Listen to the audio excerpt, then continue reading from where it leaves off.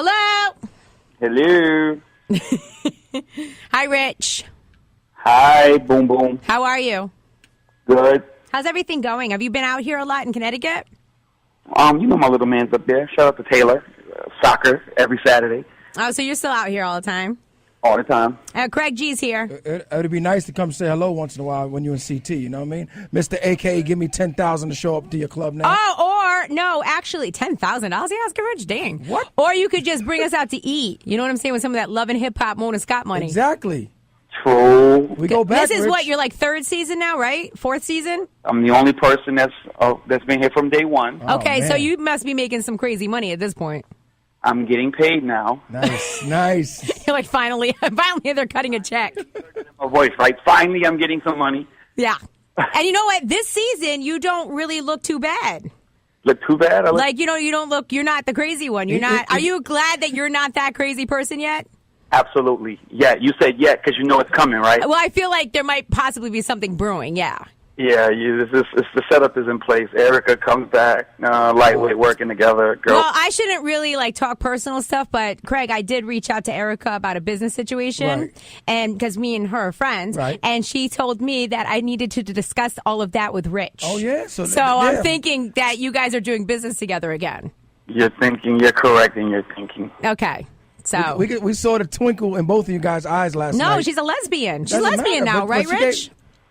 Craig, Yes. we all know. Once you go black, you never go back? Exactly. What? This promo tour she on with her new girlfriend.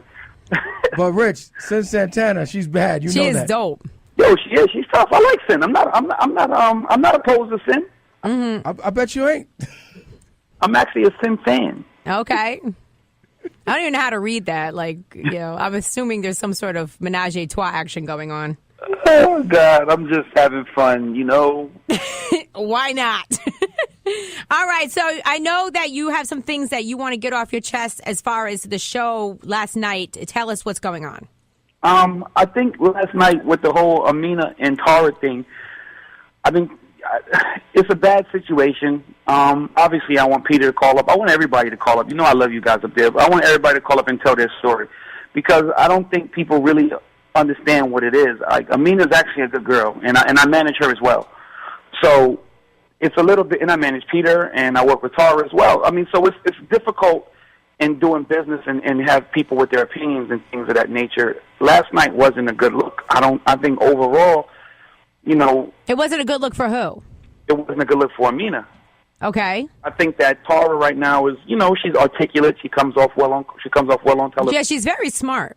Yeah, she's able to actually, you know what? When you're on reality TV, it's a lot to be said for somebody who's able to articulate their points after doing something that they probably shouldn't have done. Mm-hmm.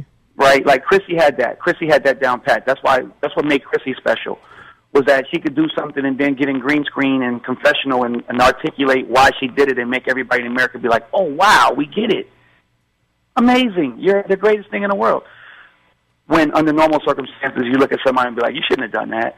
So, Well, Tara seems like she doesn't care. She actually put on Twitter, sometimes it's just like that.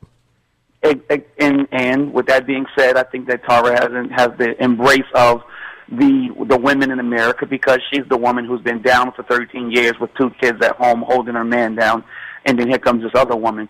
But the reality of the situation is I think that Peter needs to take more blame, and I'm going to have him call up, and and I'm sure he will take the blame because I think there was some deception going on, and Amina really didn't know the status of a relationship.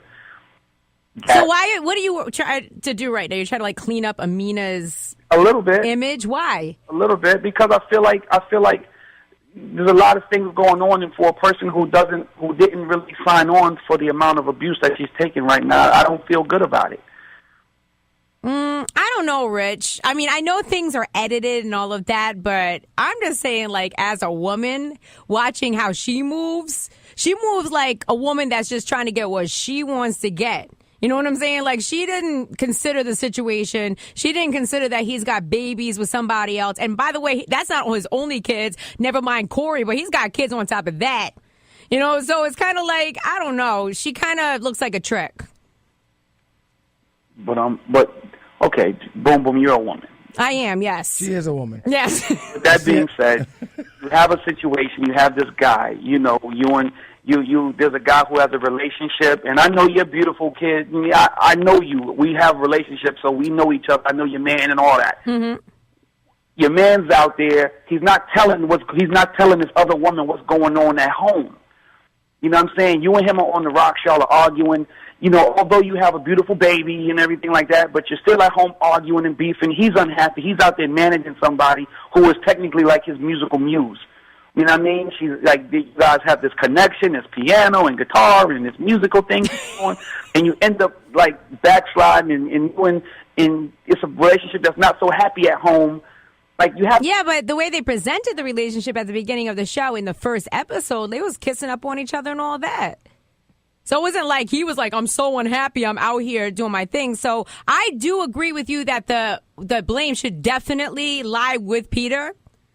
I agree with you, but it seems to me like Amina, knowing that he has babies with somebody else or whatever, if he wasn't straight on the situation, didn't have his own apartment and all of that, and was still shacked up with her and all of that, she should have stepped away. That's what women should do. All right, so I guess this phone call is null and void then.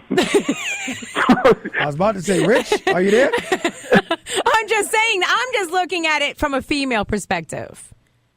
Right, and I'm looking at it from a business perspective, from a managerial. I understand. We're about to put a record out and everything like that, and I think that she's catching a lot of bad sleep. Well, she's extremely talented. Yes, I liked her when she was in Black Butterfly.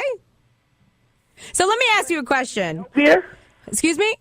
Craig, is Craig there? I'm right here listening. Craig is right here, yes. Yeah, can I get some help here? Yeah. He's married. He ain't gonna help you. And you know my wife too, Rich. Yeah. I'm about to go get set up for 5 o'clock, Rich. Yeah. Mm-hmm. So listen, let me ask you a question though, Rich. Since you're like safe right now, there's nothing crazy going on in your world when it comes to this reality show yet. Whose reputation do you think that this show is hurting most this season? Whose reputation is hurting most? Yes. I mean, in reality TV, we've had this conversation before. I think in reality TV, it's a give and a take. I think that you put your life on out there and you expect and hope that at some point the exposure that you get is going to bring in some money and some checks and some hostings, but you're also going to be able to put your music out there or whatever your craft is, and you're going to be able to put that out there for the forefront for the world to see and probably monetize that.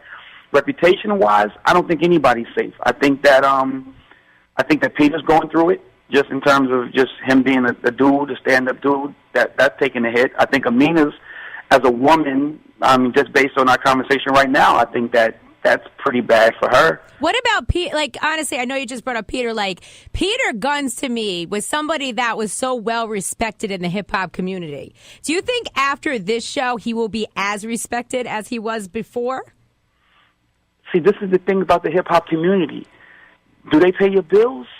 Well, obviously not. I mean, I heard him do interviews where he said he was behind on his rent and he was having financial difficulties. That was tongue-in-cheek. I think that was tongue-in-cheek. I think Peter's bills were up to date. But it was a struggle out here. And him being a rapper from the mid-'90s and having had put out, any kind of content since then, this is an opportunity for him to get back in the game. Like, see, this is my thing about music now. Music, as we know, the game has changed.